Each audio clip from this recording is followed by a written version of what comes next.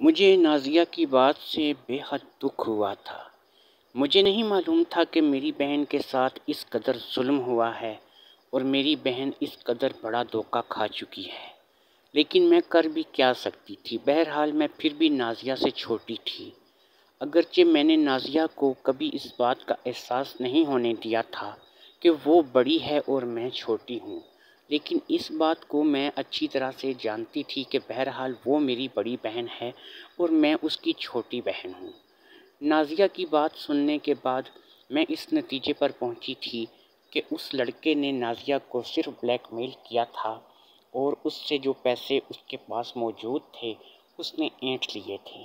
مجھے نہیں پتا کہ اب اس لڑکے کے پاس نازیہ کی تصویریں یا ویڈیو اب بھی موجود تھی یا نہیں تھی، کیونکہ اس نے بظاہر تو نازیہ کو یہی کہا تھا کہ اس نے نازیہ کی ویڈیوز ڈیلیٹ کر دی ہیں اور وہ نازیہ کے ہاتھ میں موبائل اس نے دیا تھا اور نازیہ نے کہا تھا کہ اس نے اپنے ہاتھوں سے وہ ویڈیو اور وہ تصویریں اس موبائل سے ڈیلیٹ کی تھیں۔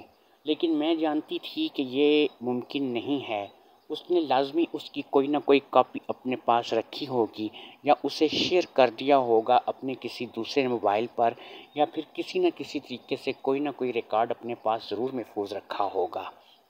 اگر یہ بات سچ ہے تو پھر وہ نازیہ کو کبھی بھی اس بات کو لے کر کے دوبارہ بلیک میل کر سکتا تھا اور نازیہ اس کی بات سے دوبارہ بلیک میل ہو سکتی تھی، اور یہ بھی ہو سکتا تھا کہ وہ دوبارہ پیسوں کا تقاضا کرے یا یہ 1 لاکھ روپیہ جو اس نے لیا تھا یہ ختم ہو جائے تو اس کے بعد وہ نازیہ کو دوبارہ سے پیسوں کے لیے تنگ کرے۔ اب تو مجھے اپنی پریشانی بھول گئی تھی اور میں یہ سوچ سوچ کر پریشان ہو رہی تھی کہ اگر میری بہن سے اس نے دوبارہ پیسوں کا تقاضا کیا اور اس نے دوبارہ میری بہن سے پیسے مانگے تو میری بہن ایسی صورتحال میں کیا کرے گی۔ میں یہ جانتی تھی کہ نازیہ نے جو بھی بات مجھے بتائی ہے اس میں جھوٹ نہیں تھا، جو بھی اس کے ساتھ گزرا ہے اس نے مجھے سچ میں بتایا ہے، لیکن میں اب اپنی بہن کے لیے کچھ بھی تو نہیں کر سکتی تھی۔ میں تو خود پریشان تھی کہ میرا 70,000 روپیہ جو کہ کمیٹی کی مد میں نے رکھے ہوئے تھے وہ چوری ہو چکے تھے۔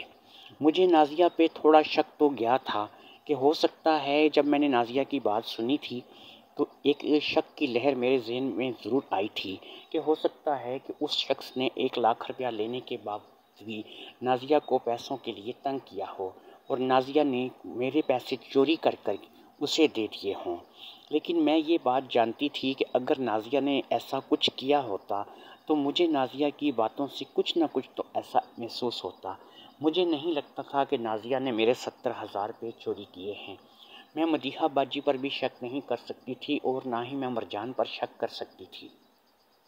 میں آپ کو پہلے اپنے اس قصے میں بتا چکی ہوں کہ میں صرف 15 سال کی ہوں، جبکہ مرجان، مدیحہ اور نازیہ تینوں ہی گھر میں مجھ سے بڑی ہیں۔ لیکن میں آپ کو یہ بتاتی چلوں کہ میں 15 سال کی عمر میں بھی بھرپور جوان معلوم ہوتی ہوں۔ میں صحیح پوچھیں تو مرجان اور نازیہ سے بھی زیادہ جوان معلوم ہوتی ہوں۔ میں آپ کو اب یہ بتاتی چلوں کہ مرجان اور نازیہ دونوں، اگرچہ ان کی عمر ایک کی 17 اور ایک کی 19 سال ہے، لیکن وہ دونوں نسوانی حسن سے اس قدر مالا مال نہیں ہیں جس قدر خدا نے نسوانی حسن مجھے دے رکھا ہے۔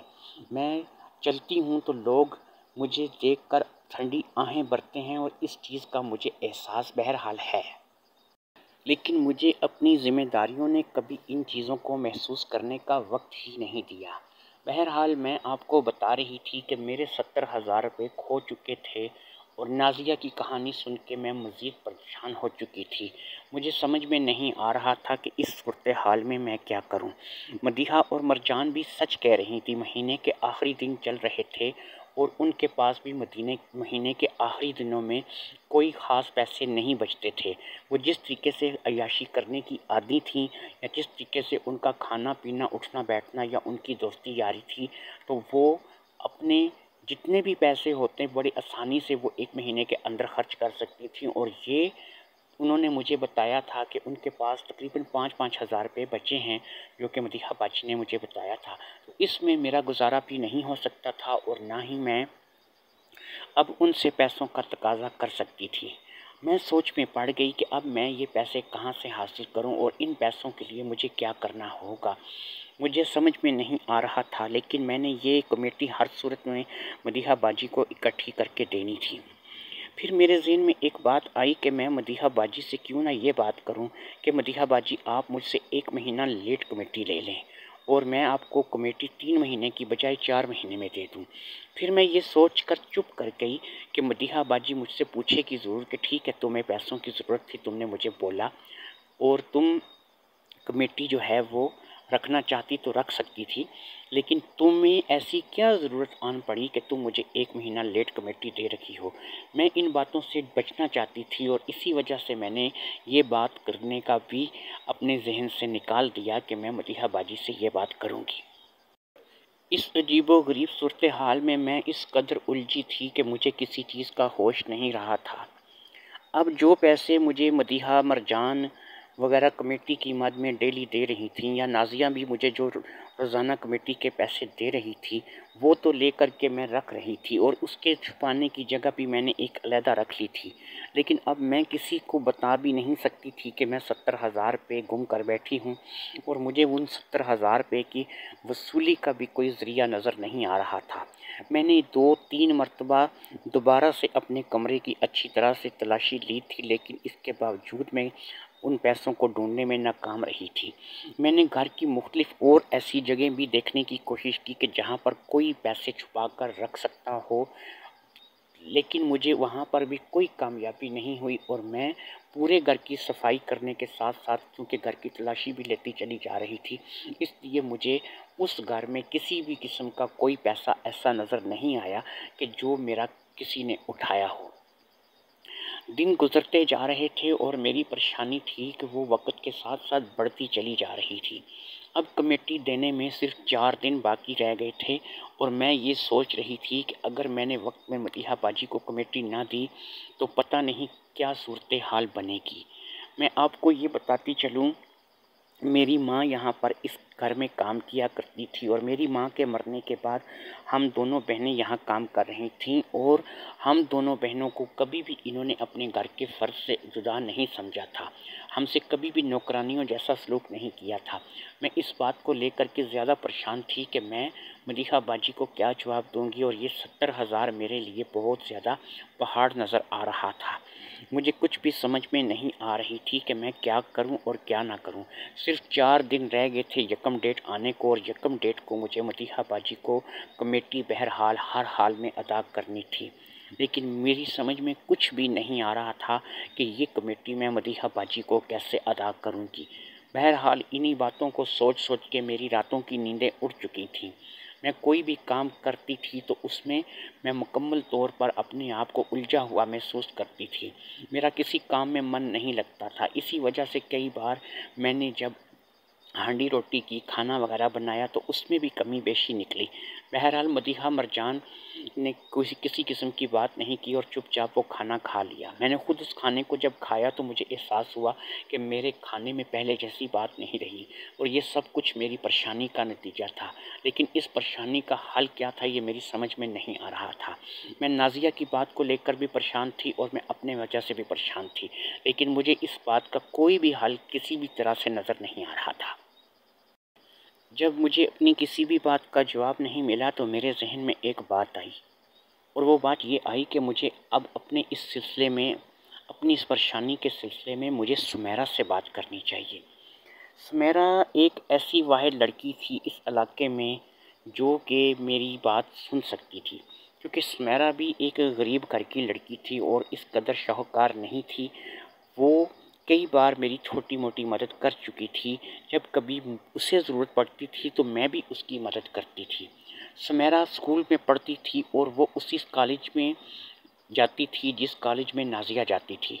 جو کالج نازیہ کا تھا وہی کالج سمیرہ کا بھی تھا، لیکن یہ ہے کہ یہ اسکول کالج اکٹھا تھا، تو یہ سمیرہ جو تھی یہ 10ویں کلاس میں پڑھتی تھی اور ابھی یہ بھی اتنی زیادہ عمر کی نہیں تھی، یہ میری ہم عمر تھی۔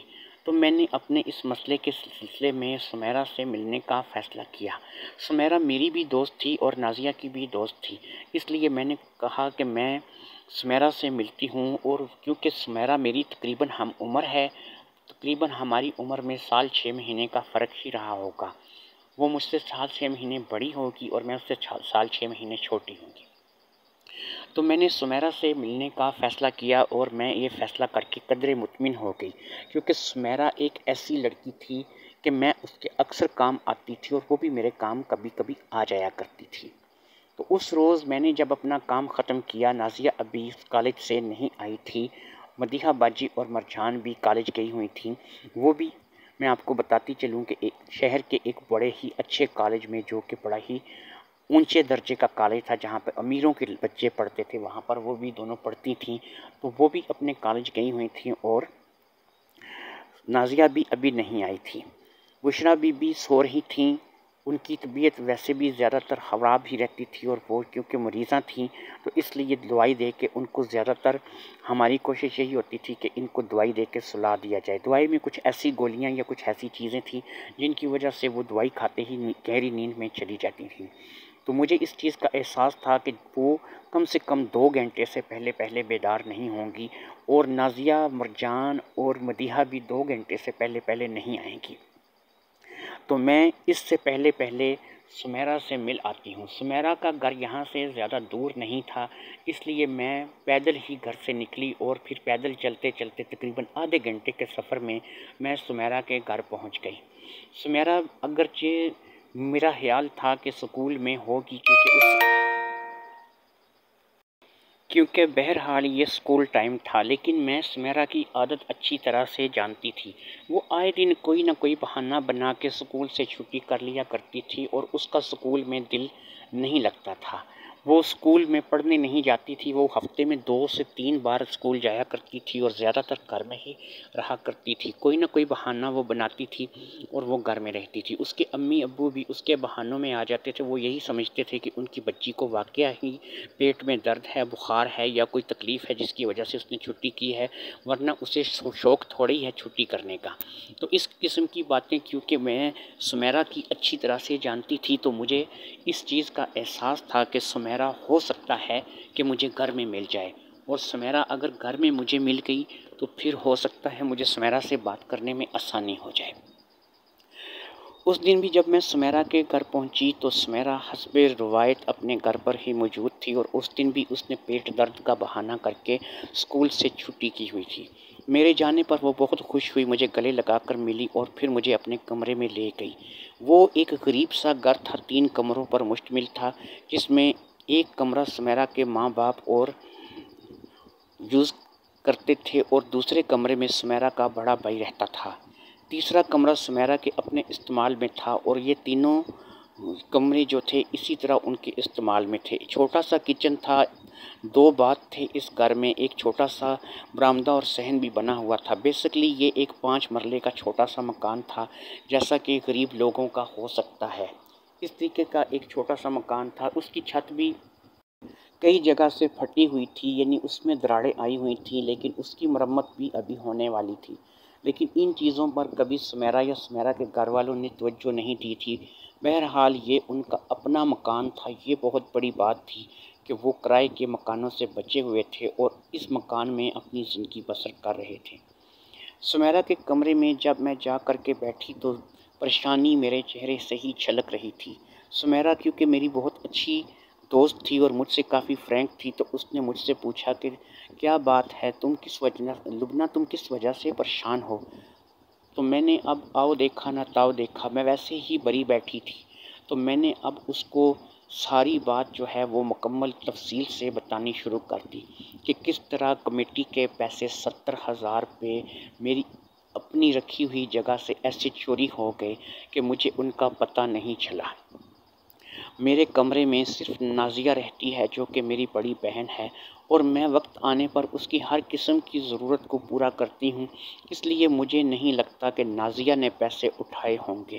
پھر یہ ہے کہ مدیحہ اور مرجان، ان دونوں کو پیسے اٹھانے کی کیا ضرورت ہے؟ وہ تو پہلے ہی امیر باپ کی امیر بیٹیاں ہیں، اس لیے ان کو کیا ضرورت ہے کہ وہ میری اتنی چھوٹی سی رقم، یہ رقم ان کے لیے معمولی سی رقم ہے، اتنی رقم تو وہ ایک مہینے میں خرچ کر دیا کرتی ہیں۔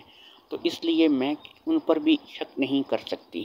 بشریٰ بی بی ہیں تو وہ بیمار رہتی ہیں، ان کو تو ہم دوائی وغیرہ دے کے سلا دیتے ہیں، یا پھر نرس ہے نرگس، تو وہ جب آتی ہے تو وہ آ کے ان کو اٹینڈ کر کے چیک کر کے چلی جاتی ہے، تو اس نے بھی کبھی آج تک میرے کمرے میں قدم نہیں رکھا، اور نہ ہی اس کا میرا کوئی ایسا واسطہ ہے کہ وہ میرے کمرے میں آ کر خاص طور پر اس جگہ پر جہاں پر میں نے پیسے چھپا کر رکھے ہوں اور صرف مجھے پتہ ہو کہ پیسے کہاں پر ہیں، وہ پیسے نرگس نے چوری کیے ہوں، مجھے ایسا نہیں لگتا۔ میری بات سن کر کے سمیرا پریشان ہو گئی۔ اس نے کہا کہ تم کہتی تو ٹھیک ہو، واقعی تم نے جو بھی کہا ہے اس کے مطابق سے تو تمہارا شک کسی پر بھی نہیں بنتا، لیکن بہرحال ایک چیز تو طے ہے کہ 70,000 روپے کی رقم معمولی رقم نہیں ہے ہم جیسے غریبوں کے لیے، اور بہرحال وہ تمہاری 70,000 کی رقم گئی تو ضرور ہے۔ تو اب تم مجھے یہ بتاؤ کہ تم کیا چاہتی ہو اور تم کیا کرنا چاہتی ہو، آگے تم نے کیا سوچا ہے؟ سمیرا کی بات سن کے میں نے سمیرا سے کہا کہ دیکھو سمیرا، میں نے کیا سوچنا ہے، تم خود سوچو کہ میں اس حالت میں اس صورتحال میں کیا کر سکتی ہوں۔ مجھے تو کچھ سمجھ میں نہیں آ رہا تھا، اسی لیے میں مشورہ کرنے تمہارے پاس چلی آئی کہ تم مجھے کوئی ایسا مشورہ دو جس سے مجھے یہ 70,000 روپے حاصل ہو جائیں اور میں یکم ڈیٹ کو مدیحہ باجی کو پیسے ادا کر سکوں، کمیٹی دینے میں مجھے کسی قسم کا مسئلہ پیش نہ آئے۔ سمیرا نے میری بات سن کے کہا، دیکھو لبنہ، کیسی باتیں آپ کر رہی ہو؟ اگر 5-10 ہزار روپے کی بات ہوتی تو چلو اتنا تمہیں میں ہی کر دیتی، اور اتنے پیسے چلو میں نے سیو کر رکھے ہیں اپنے پاس، اگر وہ تمہیں چاہیے تو میں تمہیں ابھی بھی دینے کے لیے تیار ہوں، لیکن یہ 5-10 ہزار روپے لے کے تمہارا مسئلہ حل ہونے والا نہیں۔ بات 70,000 کی ہے، جو کہ تم جیسے اور مجھ جیسے غریبوں کے لیے بہت بڑی رقم ہے، اور بات صرف 70,000 کی نہیں، بات اس چیز کی بھی ہے کہ تمہاری ماں کے مرنے کے بعد اس گھر نے تمہیں سہارا دیا ہے، مدیحہ اور مرجان نے تم لوگوں کو کبھی نوکرانیوں کی طرح ٹریٹ نہیں کیا ہے، تو تم کس طریقے سے جو ہے وہ اس چیز کو اب سہ سکتی ہو، اور تم اس چیز کا کیا حل تلاش کرتی ہو؟ تمہیں کہیں نہ کہیں سے بھی پیسے تو بندوبست کرنے ہوں گے، اور یہ پیسے تمہیں جو ہے وہ مدیحہ کو ٹائم سے دینے ہوں گے، تاکہ تمہاری ایک جو عزت ان کی نظروں میں بنی ہوئی ہے وہ ساری زندگی کے لیے بنی رہے۔ اگر تم نے اسے ٹائم پہ کمیٹی نہ دی تو وہ امیر ذاتی ہے، فرق تو اسے نہیں پڑے گا، لیکن بہرحال تمہاری ریپوٹیشن پہ بہت فرق پڑے گا، تمہاری عزت پہ بڑا حرف آئے گا، اور وہ بہرحال تمہیں ایک بے وفا اور وعدہ شناس نہیں سمجھے گی۔ وہ کہے گی کہ تم ایک ایسی لڑکی ہو کہ تم باوجود اس کے کہ تم نے ہم سے پورے وقت پہ کمیٹی لی، سب کچھ کیا، اور تم نے ہمیں پیسے نہیں دیے، ہمیں ٹائم سے پیسے تمہیں ادا کرنے چاہیے تھے۔ وہ تمہاری پریشانی کو نہیں سمجھے گی، وہ یہ سمجھے گی کہ ہو سکتا ہے کہ تم نے وہ پیسے کسی جگہ لگا دیے ہوں، اور اب تم اس چیز کا الزام لگا رہی ہو کہ پیسے چوری ہو گئے۔ میں تو سمیرا سے مشورہ کرنے آئی تھی، لیکن سمیرا کی ان باتوں نے میرے اندر اور زیادہ بے چینی پیدا کر دی۔ اب ان باتوں کو سن کے میں نے سمیرا سے کہا کہ دیکھو سمیرا، میں کچھ نہیں جانتی، مجھے ان باتوں کا حل بتاؤ۔ مجھے یہ بتاؤ کہ یہ 70,000 روپے کی رقم جو ہے یہ میں کہاں سے کر سکتی ہوں یا کہاں سے لے سکتی ہوں، کیونکہ اس وقت واقعی میری عزت داؤ پر لگی ہوئی ہے، اور میں یقین کرو کہ اس قدر پریشان ہوں کہ جس کا میں تمہیں بتا نہیں سکتی۔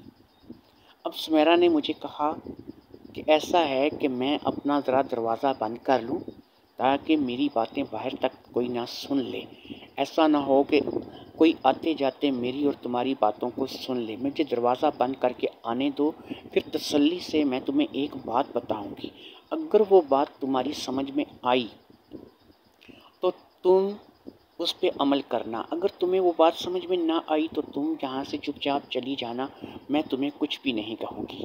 لیکن میں تمہیں ایک چیز بتا دوں، اس سے زیادہ اچھا مشورہ میں تمہیں نہیں دے سکتی، اور اس مسئلے کا اس سے زیادہ اچھا حل جو ہے وہ میں تمہیں نہیں بتا سکتی۔ میں نے کہا ٹھیک ہے، تم دروازہ بند کر کے آؤ اور مجھے بتاؤ کہ تمہارے ذہن میں اس چیز کا کیا حال ہے۔ اب سمیرا اٹھی اور اس نے جا کر کے دروازے کو اچھی طرح سے بند کیا، دروازے کی کنڈی چڑھائی اور دوبارہ سے میرے پاس آ کر بیٹھ گئی۔ ہم دونوں آمنے سامنے کرسیوں پر بیٹھی ہوئی تھی۔ اس نے اپنی کرسی اٹھا کر میری کرسی کے بالکل ساتھ کر لی۔ ہمارے درمیان اب کوئی فاصلہ نہیں رہ گیا تھا، ہم دونوں ساتھ ساتھ کرسیوں پر جڑ کے بیٹھی ہوئی تھی۔ اب مجھے سمیرا نے کہا کہ مجھے قسم اٹھا کر وعدہ کرو کہ جو بات میں تمہیں بتانے والی ہوں یہ نہ میرے گھر والوں کو پتہ چلے گی، نہ کسی اور کو پتہ چلے گی، اور نہ ہی یہ بات کا ذکر تم کبھی کسی سے کرو گی۔ میں نے کہا ٹھیک ہے، میں وعدہ کرتی ہوں، نہ ہی میں یہ بات کا ذکر تمہارے گھر والوں سے کروں گی اور نہ ہی میرے لوگوں میں سے کسی کو اس بات کا پتہ چلے گا، لیکن تم اس قدر پر اصرار کیوں بن رہی ہو؟ جو بھی بات ہے تم مجھے بتاؤ۔ کیا تمہیں مجھ پر اعتبار نہیں ہے؟ آج تک تمہاری اور میری کتنی ہی باتیں ہیں جو میں نے آج تک کسی کو نہیں بتائیں۔ تو پھر اس نے کہا ٹھیک ہے، اب تم میرے ساتھ اگر وعدہ کرتی ہو تو میری بات کو غور سے سنو۔ میرے پاس سے 30,000 روپے گم ہو گئے تھے اور یہ 30,000 روپے میری امی نے میرے پاس رکھوائے تھے۔ عید قریب تھی اور عید کے سلسلے میں ہم سب بہن بھائیوں نے عید کی شاپنگ کرنی تھی، کپڑے لینے تھے، جوتیاں لینی تھیں اور اس کے علاوہ گھر کا کچھ سامان وغیرہ بھی ہم نے لانا تھا۔ اس کے سلسلے میں امی نے مجھے 30,000 روپے پکڑائے کہ یہ لو سمیرا، 30,000 روپے اپنے پاس رکھو، ہمیں اس کے کپڑے، جوتی اور عید کی خریداری جو ہے وہ کرنی ہے۔ میں تمہیں بتاؤں کہ وہ 30,000 روپے اسی طرح پراسرار طور پر میری دراز میں سے غائب ہو گئے۔ اس دراز کی ایک ہی چابی تھی جو کہ میرے پاس تھی، دراز بھی بند تھا اس کی۔ میں جب اس کو اوپن کیا دراز کو چابی کے ذریعے سے، تو اس دراز میں سے خالی دراز نظر آ رہا تھا۔ اس دراز میں کوئی رقم موجود نہیں تھی۔ میں ہی اس کی چابی اپنے پاس رکھتی تھی، ایک ہی اس کی چابی تھی، لیکن اس کے باوجود دراز میں سے 30,000 روپے غائب ہو چکے تھے۔ بالکل اسی طرح جس طرح تم نے کہا کہ تم اپنی کسی مخصوص جگہ پر پیسے رکھتی تھی، لیکن وہ پیسے غائب ہو گئے اور کسی کو پتہ بھی نہیں چلا۔ میرے بھی وہ 30,000 روپے وہاں سے غائب ہو گئے۔ مجھے سب سے زیادہ شک اپنے بھائی پر تھا، لیکن میں کیا کروں؟ اب میں اپنے بھائی پر الزام نہیں لگا سکتی تھی، کیونکہ اس دراز کی جو چابی تھی وہ صرف میرے پاس تھی اور میرے علاوہ وہ دراز کوئی استعمال نہیں کرتا تھا، اور اس دراز کی کوئی ڈپلیکیٹ چابی بھی نہیں تھی، اور جو اوریجنل چابی تھی اسے میں ہمیشہ اپنے پاس رکھتی تھی، اور اپنے پاس بھی میں اس کو ایسی جگہ پر رکھتی تھی جہاں سے کسی کا اس کو حاصل کرنا بے حد مشکل ہے۔ میں اس چابی کو ہمیشہ اپنے بریزیئر کے اندر ڈال کے رکھتی تھی تاکہ کسی کو بھی وہ چابی جو ہے وہ آسانی سے حاصل نہ ہو سکے۔ اب بریزیئر کے اندر سے ہاتھ ڈال کر اگر کوئی چابی نکالے تو میں اگر بڑی گہری نیند میں بھی سو رہی ہوں تو مجھے ظاہری بات ہے کہ پتہ چل جائے گا کہ کسی نے میری بریزیئر کے اندر ہاتھ ڈال کر اس چابی کو نکالا ہے۔ اس لیے میں اس چیز سے مطمئن ہو جاتی تھی اور میں نے اس چابی کو بڑا ہی سنبھال کر کے اپنے پاس رکھا ہوا تھا۔ لیکن میں تمہیں بتاؤں، پھر بھی اس دراز میں کوئی پیسہ نہیں تھا اور وہاں سے پیسے چوری ہو چکے تھے۔ وہ 30,000 روپے کی رقم وہاں سے چوری ہو چکی تھی اور مجھے اس کی سمجھ میں نہیں آ رہا تھا کہ یہ پیسے گئے تو گئے کہاں پر، اور یہ 30,000 روپے کہاں چلے گئے۔ اس بات کو لے کر کے میں بے حد پریشان تھی اور میرے ہاتھ پاؤں پھولے ہوئے تھے۔ مجھے کچھ سمجھ میں نہیں آ رہا تھا کہ میں کیا کروں کیا نہ کروں۔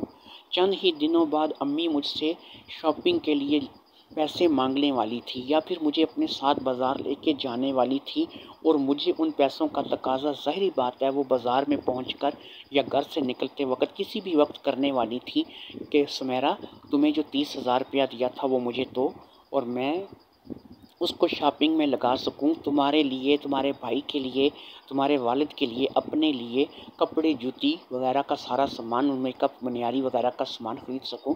لیکن یہ سب کچھ میں سوچ سوچ کے پاگل ہو رہی تھی کہ جب میری امی مجھ سے یہ بات کہے گی، مجھ سے پیسے مانگے گی، تو اس وقت میں کیا کروں گی۔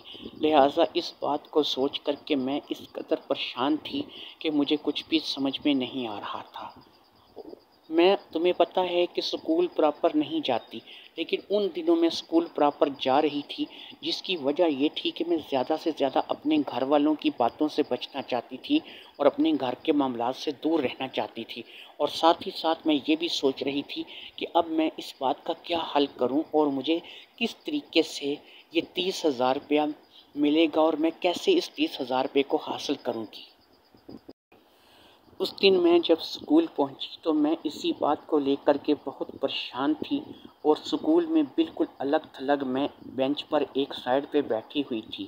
میری اس پریشانی کو طیبہ نے بھانپ لیا اور وہ میرے پاس آئی اور اس نے مجھ سے میری پریشانی کی وجہ پوچھی۔ میں نے اس سے اپنے دل کی بات بتا دی، کیونکہ میں بہرحال بڑاس تو نکالنا چاہتی تھی۔ میں نے اسے بتا دیا کہ اس طریقے سے 30,000 روپے گم ہو گئے ہیں اور مجھے کچھ سمجھ میں نہیں آ رہا کہ میں یہ پیسے کہاں سے کروں گی۔ تب طیبہ نے ایک پرچی پر مجھے ایک فون نمبر لکھ کر کے دیا اور اس نے کہا کہ یہ بندہ ہے، اس بندے سے رابطہ کر لینا، تمہارا کام ہو جائے گا۔ میں نے کہا یہ کون ہے، کس کا نمبر ہے اور یہ مجھے 30,000 روپے کیوں دے گا؟ اس نے کہا میں تمہیں اس وقت اسکول میں کوئی بھی ڈیٹیل نہیں بتا سکتی، لیکن اس بندے کو تم فون کر لینا، تمہارے لیے پیسوں کا انتظام ہو جائے گا۔ میں اس فون نمبر کو لے کر کے اب گھر چلی آئی اور اس فون نمبر پہ کال کرنے کی میری اب ہمت نہیں پڑ رہی تھی، لیکن بہرحال میں اپنے گھر والوں کے سامنے اس فون نمبر پر کال بھی نہیں کر سکتی تھی۔ میرے پاس اپنا ایک چھوٹا سا موبائل فون تو ہے، جو کہ عام سادہ سا فون ہے، وہ اینڈرائڈ سیٹ نہیں ہے کہ جس میں کسی کو ویڈیو کال کر سکوں یا کسی کا چہرہ دیکھ سکوں۔ بہرحال میں نے اس بندے کو آخر کار فون کرنے کا فیصلہ کر لیا، کیونکہ دن بہت کم رہ گئے تھے اور کسی وقت بھی مجھ سے میری ماں پیسوں کا تقاضا کر سکتی تھی۔ میں نے اس بندے کو فون ملایا تو اس بندے سے فون پر میری بات ہوئی۔ میں نے اس بندے کو اپنی مجبوری بتائی اور بتایا کہ میرے پاس سے 30,000 روپے گم ہو گئے ہیں اور مجھے 30,000 روپے کی اشد ضرورت ہے، کیا تم میری مدد کسی طریقے سے کر سکتے ہو؟ تو اس بندے نے کہا کہ ہاں میں تمہاری مدد کر سکتا ہوں، تم ایسا کرو کہ تم مجھے اس پارک میں ملو، اور اس پارک کے قریب میری ایک گاڑی کھڑی ہوگی جو کہ سفید کلر کی ہوگی۔ جب تم اس پارک کے پاس آؤ گی تو میں تمہیں خود ہی اپنے پاس بلا لوں گا، تم مجھے بس اپنی کوئی نشانی بتا دو جس سے میں تمہیں پہچان لوں۔ میں نے اس سے اپنی نشانی بتائی اور میں نے اس کو پارک میں آنے کا وعدہ کر لیا۔ میں اندر ہی اندر ڈر رہی تھی کہ پتہ نہیں کون سا انسان ہے اور وہ میرے ساتھ کیا کرے گا، لیکن میں اپنے حالات کے ہاتھوں مجبور ہو کر اب اس کے پاس جانے کے لیے بھی مجبور تھی۔ باتوں سے تو اس نے مجھے بڑی تسلی دی تھی، وہ کوئی ایسا انسان نہیں لگتا تھا کہ جو مجھے جسمانی طور پر کوئی نقصان پہنچائے گا یا کوئی اغوا کرے گا یا مارے پیٹے گا۔ مجھے اسی بات کا ڈر تھا کہ کہیں کوئی بدمعاش گنڈا نہ ہو جس سے ہاتھوں میری پٹائی نہ ہو جائے یا پھر میرے ساتھ کوئی اور حادثہ پیش نہ آ جائے۔ دوسرا، میں طیبہ پر بھی اعتبار کرتی تھی کہ طیبہ نے مجھے کسی غلط آدمی کا نمبر نہیں دیا ہوگا۔ میں طیبہ کو عرصہ دراز سے جانتی تھی، وہ میری اسکول فیلو ہے اور ہم دونوں ایک ہی کلاس میں پڑھتی ہیں۔ طیبہ بھی ایک غریب گھر سے تعلق رکھتی تھی اور میرے ساتھ بہرحال وہ کوئی کسی قسم کا مذاق نہیں کر سکتی تھی۔ میں اس بندے کو ملنے کے لیے اگلے دن پارک میں وہاں پہنچی جہاں پر ایک سفید رنگ کی گاڑی کھڑی تھی۔ میں نے اس بندے کو بتایا کہ میں جب آؤں گی تو میں نے سفید رنگ کا لباس پہن رکھا ہوگا اور میں نے 2 چھٹیاں کی ہوں گی۔ جب میں اس پارک میں اس گاڑی کے پاس پہنچی تو اس بندے نے مجھے اشارہ کر کے اپنے پاس بلا لیا۔ اس نے مجھے کہا کہ تمہارا نام سمیرہ ہے؟ میں نے کہا جی میرا نام سمیرہ ہے۔ تو کہنے لگا دیکھو سمیرہ، بات یہ ہے کہ میں لکی لپٹی رکھ کے بات کرنے کا عادی نہیں ہوں، میں سیدھی سی بات کروں گا۔ میں تمہیں 30,000 روپے دوں گا، مجھے اس بات کا کوئی مسئلہ نہیں ہے، مجھے پیسے میرے پاس بے شمار ہیں، کسی چیز کی کمی نہیں ہے، لیکن تمہیں اپنا یا ایک دن یا پھر اپنی ایک رات میرے نام کرنی ہوگی۔ اگر تم ایک رات یا ایک دن مجھے اپنے ساتھ کچھ کرنے دو گی تو میں تمہیں اس کے بدلے میں 30,000 روپے دوں گا، تمہارا مسئلہ بھی حل ہو جائے گا اور میرا مسئلہ بھی حل ہو جائے گا۔ میں نے اس کی بات سنی تو مجھے غصہ آ گیا۔ میں نے اس شخص کو 2-4 باتیں سنائیں اور وہاں سے بھاگ آئی۔ میں اس شخص کی بات ماننے کے لیے بالکل بھی تیار نہیں تھی، وہ جو چاہتا تھا میں نہیں کر سکتی تھی۔ تم جانتی ہو کہ میں ابھی صرف 15-16 سال کی لڑکی ہوں اور میں اپنی عزت جو ہے وہ اس کو داؤ پر نہیں لگا سکتی تھی۔ میں اس کی بات کو کسی بھی شکل میں نہیں مان سکتی تھی۔ بہرحال میں اس روز اپنے گھر آ گئی۔ گھر آ کر میں بہت روئی۔ میرے پاس کسی قسم کا کوئی چارہ نہیں تھا، کوئی حل کسی بات کا نظر نہیں آ رہا تھا، اور میں اس بات کا کیا حل نکالتی مجھے اس کی کچھ سمجھ میں نہیں آ رہی تھی۔ وہ ایک 1.5 عمر کا شخص تھا جس نے مجھ سے ملاقات کی تھی۔